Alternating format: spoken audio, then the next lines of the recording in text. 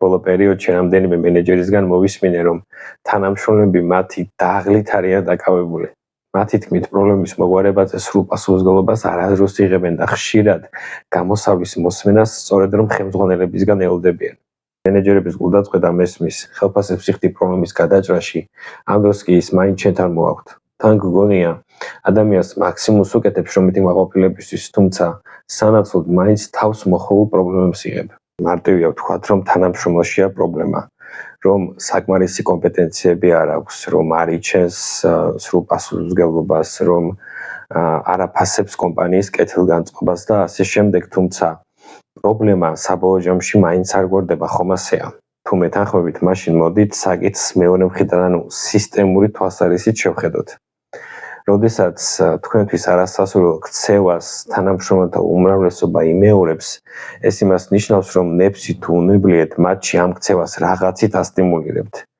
დღეს სწორედ აი ამ ქცევის გამომწვევ მიზეზებზე მოგიყვებით. პირველი არის შიშის დანერგვა. მენეჯერებისგან მომისმენია, რომ მათ კომპანიაში შეცდომები მოსულა, მაგრამ უკავშირს მაინც დაძაბულ კონტექსტში გაცემენ ხოლმე. ასევე, თუ ინიციატივებს მხოლოდ კრიტიკა მოჰყვება, ან მენეჯერი ხშირად შეცდომებზე აკეთებს მეტ ფოკუსირებას ვიდრე წარმატებაზე, ადამიანი ავტომატურად გადადის ჩაკეტვის რეჟიმში და ამბობს, არაფერს გავაკეთებ და უფრო დაცულიც ვიქნები. გაუმართავი სამოტივაციო სისტემა. თუ დასაქმებული ხედავს, რომ კარგ და ცუდ თანამშრომელს ერთი და იგივე ანაზღაურება აქვს, მის მიერ გაწეულ ზედმეტ ძალისხმევას არ მოჰყვება მადლიერების გამოხატვა, ის ამბობს, რატომ უნდა გავაკეთო მეტი? გავაკეთებ მხოლოდ და მხოლოდ მინიმუმს. სამუშაო პოზიციის ბუნდოვანება.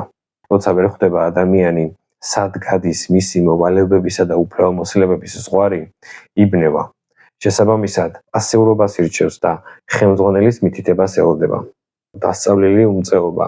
როდესაც თანამშრომელმა რამდენჯერმე სცადა პრობლემის გადაჭრა, გამოვიდა ინიციატივით და შედეგად მხოლოდ იგნორი ან უარყოფა მიიღო, ის თვლის, რომ მეტჯერ ძალისხმევის გაღებას აზრი არ აქვს. მიკრომენეჯმენტი. თუ მენეჯერი ყველაფერს აკონტროლებს, არ იძლევა ავტონომიას და ყველაფერზე გადაწყვეტილებებსაც თვითონ იღებს, ამ დროს თანამშრომელი ამბობს, კი ბატონო, დამავალე და გავაკეთებ. კიდევ ერთი გავრცელებული მიზეზი არის სამუშაოთი გადატვირთვა. მენეჯერებს შეუძლიათ სანდო თანამშრომლებისთვის მნიშვნელოვანი ამოცანების დელეგირება. ხშირად მათი რაოდენობა იმდენად დიდია ხოლმე, რომ შესრულება მხოლოდ გადაწვის ხარჯზე თუ ხდება. ამას თანამშრომლები ხედავენ და ცდილობენ არ გააკეთონ ზედმეტი, რომ ხელმძღვანელის ფავორიტთა სიაში არ მოხვდნენ. აქედან გამომდინარე, შეგვიძლია გარკვეული დასკვნებიც გამოვიტანოთ. თანამშრომლები პრობლემებს ნამდვილად არ გაურბიან. ადამიანს აქვს ბუნებრივი მოთხოვნილება, რომ კონკრეტული ამოცანები შეასრულოს და ამ ამოცანების შესრულებისას განვითარდეს კიდეც.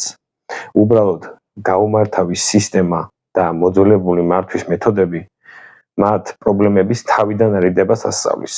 თუ სხვა კომპანიაში თანამშრომლები საკუთარ ამოცანებს პასუხისმგებლობით ეკიდებიან და ხელმძღვანელებს მხოლოდ პრობლემის გადაწყვეტებით აკითხავენ, ნიშნავს, რომ ამ სურათის მიღება თქვენთანაც შეიძლება. მთავარია ადამიანებს სწორ გარემოში მუშაობა შესთავაზოთ. თუ ოდნავ შევძალი, რომ საკითხის სხვა მხრიდან დამენახებინა თქვენთვის, გირჩევთ, რომ ამ პრობლემაზე მუშაობა დაუყოვნებლივ დაიწყოთ, რადგან შეგახსენებთ, რომ დიდი მიზნები მხოლოდ თანამშრომელთა ჩართულობით მიიღწევა.